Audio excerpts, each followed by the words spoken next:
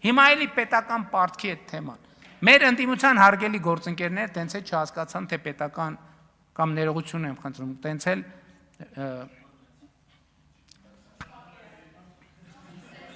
Մի խանգարեք։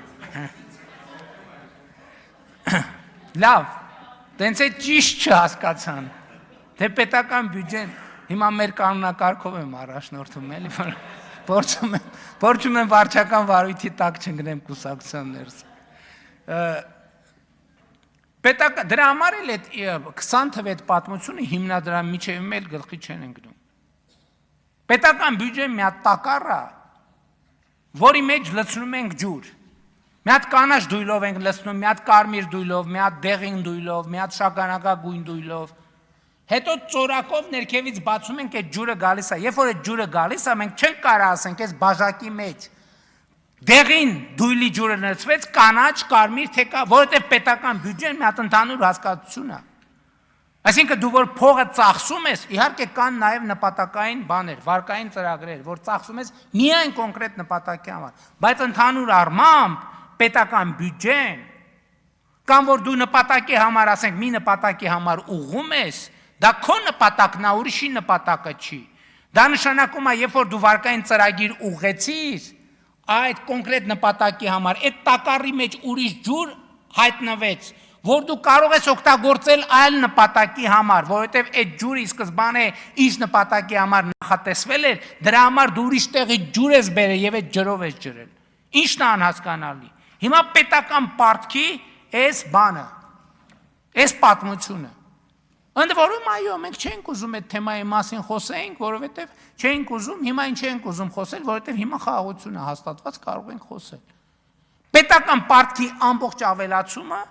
կամ չեն տեսել իրանք բյուջեով։ 2018-ից մինչև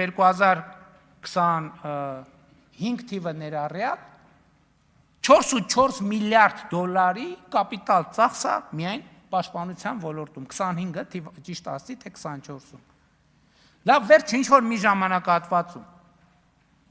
չեն տեսել այդ թիվը, ոնց կարային չտեսնեին։ Հաջորդը, այս մի ուղղությունն է, հաջորդ ուղղությունը ինչ-որ պարտքը ավելացա, կապված է Ղարաբաղի փախստականների և Ղարաբաղի հետ կապված չնախատեսված ֆունկցիաների ծախսի համար։ Ուրիշ պատմություն սրա տակ չկա և պարզապես գոյություն չունի։ Չեմ ասում, իհարկե նախկինում եղել են վարկային պայմանագրեր և այլ, այսինքն ինչ-որ բնականոն պետք է նախատեսված լինի։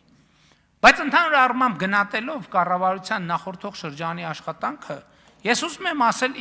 հարգելի գործընկերների միջալոց ուզում եմ ասեմ, որ երբ որ կառավարություն ասում եմ, նկատի ունեմ իհարկե ներառյալ քաղաքական մեծամասնության, խորհրդարանական մեծամասնությունը, որովհետև պարզ է, որ առանց խորհրդարանական աջակցության կառավարությունը չի կարող աշխատել։ Քաղաքական մեծամասնության աշխատանքը, ես ուզում եմ ասել, որ ես լավ եմ գնահատում մեր աշխատանքը։ Բայց ամենակարևորը տնտեսական ցուցանիշները չեն։ Ամենակարևորն է, որ մենք Հայաստանը դուրս ենք բերել թակարդից։ Հայաստանը դուրս ենք բերել աշխարհաքաղաքական թակարդից։ Այս բոլոր տնտեսական ցուցանիշները իրանք իհարկե կարևոր են, բայց ամենակարևորը չեն։ Ամենակարևորն է, որ մենք Հայաստանը դուրս ենք բերել թակարդից։ Մենք Հայաստանը դուրս ենք բերել փակողուց։ Մենք Հայաստանը դուրս ենք բերել միտեղ, որտեղ բոլոր ուղղություններով Հայաստանի առաջ բացվել է հեռանկար։ Եվ Հայաստանի ժողովուրդը իր ինքնիշխան կամքով կարող որոշի, թե ինքը որ ուղղությամբ, ինչ զարգացման, ինչ տեսլական է որդեգրում։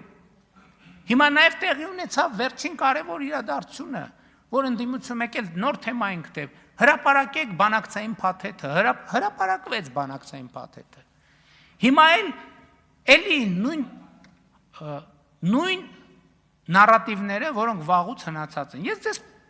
մի բանաձև եմ ասում, ինչ կասեն ընդդիմության բարձրացրած բոլոր հարցերի պատասխանը։ Երբ որ իրանք խոսում են բանակցային գործընթացի մասին, սենց պետք է լիներ, հարգելիներս հարց տանք, իրանք քանի տարի, 30 եւ ավելի տարի իշխանություն են եղել։ Մի կտորով էլ, ասենք ինչ-որ 10 կամ չգիտեմ։ 100 անգամ ասել են, բա որ տենց շանսեր կար, բա ինչի՞ չգլուծել։ Եկեք անդրադառնանք այս հարցին։ Այսինքն եղել է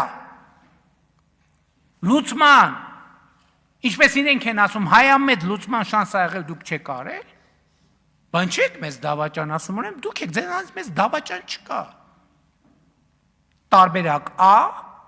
եւ B տարբերակ, այդ ամենը ընդամենը աչքա կապոցի է։ Չմոռանաք հավանել տեսանյութը եւ բաժանորդագրվել Civic AM-ի YouTube-յան էջին։